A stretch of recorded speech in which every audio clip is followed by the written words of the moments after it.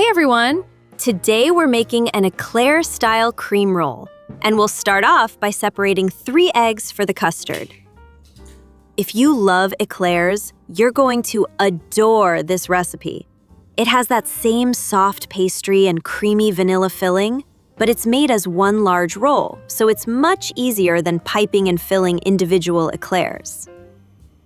To those egg yolks, add half a cup of sugar, along with 1/3 cup of cornstarch, and a pinch of salt to balance things out. Whisk everything together until the mixture looks smooth and even. You don't want any dry pockets of cornstarch left in the bowl. Next, we need to heat the milk. Pour 2 cups of milk into a saucepan.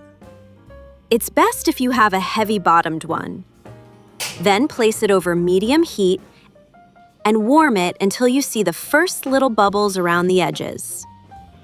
Now pour about half of the hot milk into the egg mixture in a slow, thin stream, whisking the entire time.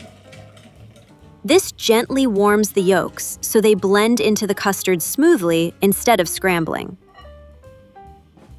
Pour the mixture back into the saucepan and continue cooking. At this point, I recommend lowering the heat. This part needs your full attention. Keep whisking constantly and don't walk away from the stove. In the start, it may look like nothing is happening, but after a few minutes, the mixture will start to thicken pretty quickly. Keep whisking until the custard starts to bubble and make thick little plops. After that, cook it for about 1 more minute. That helps the starch in, fully thickening the custard, so later on, the cream sets properly. Once done, take the saucepan off the heat and immediately add a little vanilla extract and butter. Mix well until the butter melts completely into the custard. This gives the cream a smoother texture and a richer flavor. Transfer the custard into a separate bowl so it doesn't keep cooking in the hot saucepan. I like to pass it through a sieve as I do this because it gives the smoothest texture. But this step is optional. The cream will still taste delicious either way. Once the custard has cooled slightly, press some saran wrap directly onto its surface to stop a skin from forming on top. Then pop it in the fridge while we make the choux pastry for the cake layer. For the dough, add a little more than 1/3 cup of milk to a clean saucepan and the same amount of water. The temperature doesn't matter. Then add the butter, a pinch of salt, and a pinch of sugar. Place the saucepan on the stove and cook over medium heat. At first, just wait until the butter is almost fully melted. Then stir everything together until the mixture looks smooth. Bring the mixture to a boil. Then add 1 cup of all-purpose flour and immediately start stirring it into the buttery mixture. Keep cooking and stirring the dough on the stove. This dries out some of the extra moisture, which helps the pastry rise better in the oven. It usually takes about 4 to 5 minutes.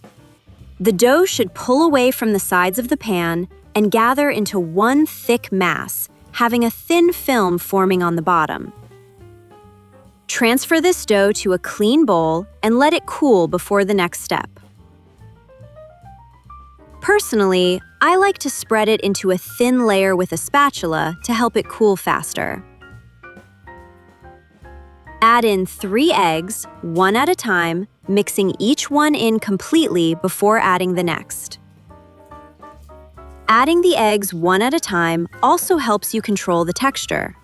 At first, the dough may look like it's separating, but keep mixing and it'll come together.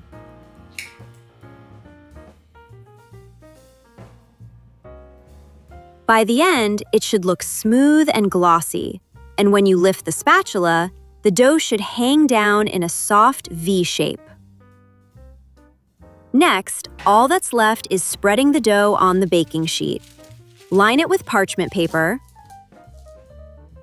add all of the choux pastry, and spread it into an even, thin layer across the whole tray.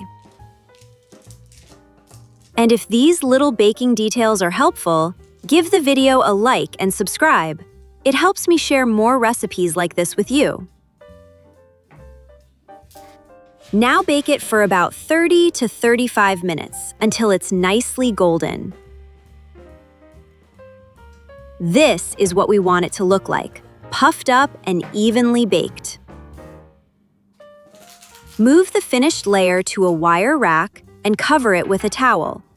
This keeps it flexible, so it won't crack as easily when we roll it. Now let's finish the cream. Add 1 cup of heavy cream to a clean bowl, along with 2 tablespoons of sugar, and beat on medium speed. For whipped cream, being cold really helps. Cold cream, a cold bowl, and a cold whisk will whip faster and hold the shape better. Beat until you get soft to medium peaks. For me, this usually takes just a few minutes, depending on the mixer. Now pull the chilled custard out of the fridge. I recommend beating it for about 30 seconds to a minute, just to smooth it back out. Then, we just need to fold the whipped cream into the custard. I don't recommend adding it all at once. Add it in portions, and use a spatula to fold gently. Don't use a mixer for this step. The finished diplomat cream should be perfectly fluffy and completely smooth. Now it's time to assemble the roll. Grab a sheet of parchment paper and place the pastry layer on it, top side down. Then add all of the cream and spread it evenly. Make sure the pastry layer is completely cool before adding the cream. If it's still warm, the cream can soften too much and become harder to roll neatly. Carefully roll the pastry into a log, using the parchment to guide you as you go. Roll gently, without pressing too hard. Then wrap the roll in the same sheet of parchment paper to help it hold its shape. For extra protection, I also like to cover it with saran wrap, especially around the ends. Now comes the hardest part: waiting. Pop the roll in the fridge for at least 2 to 3 hours. And now it's time to see what we made. The choux pastry is tender, the filling is light and vanilla smooth, and after chilling, it cuts up beautifully. That's it for today. Thank you so much for watching. If this recipe made you want a slice, don't forget to give the video a like.